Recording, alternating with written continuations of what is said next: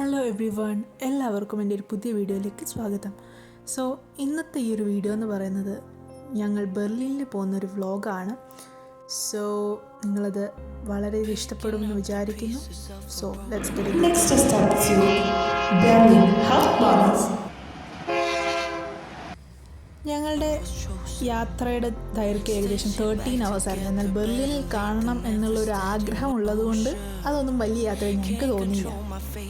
ഞങ്ങൾ ബെർലിനിൽ പോയി ഫസ്റ്റായിട്ട് കണ്ടതാണ് ഈ കാണുന്ന ബെർലിൻ കത്തീഡ്രൽ. വളരെ ബ്യൂട്ടിഫുൾ ആയിട്ടുള്ളൊരു പ്ലേസ് ആയിരുന്നു. പിന്നെ അവിടെ കുറേ മ്യൂസീഷ്യൻസ് ഒക്കെ വരും കേട്ടോ. സോ ഞങ്ങൾ കുറച്ച് നേരം അവരുടെ പാട്ടും എല്ലാം കേട്ട് ഞങ്ങൾ അവിടെ ടൈം സ്പെൻഡ് ചെയ്തു. വളരെയധികം സന്തോഷമായിരുന്നു.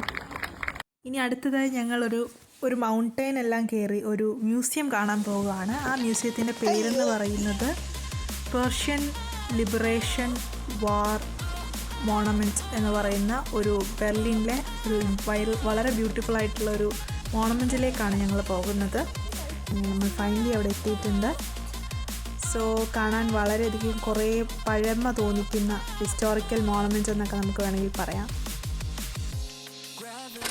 So this is my friend Fiona. ഇതാണ് ബെർലിനിലെ ആൾട്ടസ് മ്യൂസിയവും അതുപോലെ തന്നെ ലുസ്റ്റ് ഗാർഡൻ എന്നും അറിയപ്പെടുന്ന ആ ഒരു പ്ലേസ്. ഇത് ബെർലിനിലെ വിക്ടോറിയ വാട്ടർഫാൾസ് എന്നറിയപ്പെടുന്ന ഒരു ചെറിയൊരു വാട്ടർഫാളാണ്. ഇത് ഞങ്ങൾ ആ ഒരു മോണമെൻറ്റ്സ് അവിടെ നിന്നെടുത്ത ഒരു ചെറിയൊരു വ്യൂ ആണ്. ലൈക്ക് ആ ഒരു മോണമെൻറ്റിൻ്റെ അവിടെ നിന്ന് നോക്കിക്കഴിഞ്ഞാൽ ബെർലിൻ്റെ ഒരു ഹാഫ് പോർഷൻ നമുക്ക് അവിടെ കാണാൻ പറ്റും.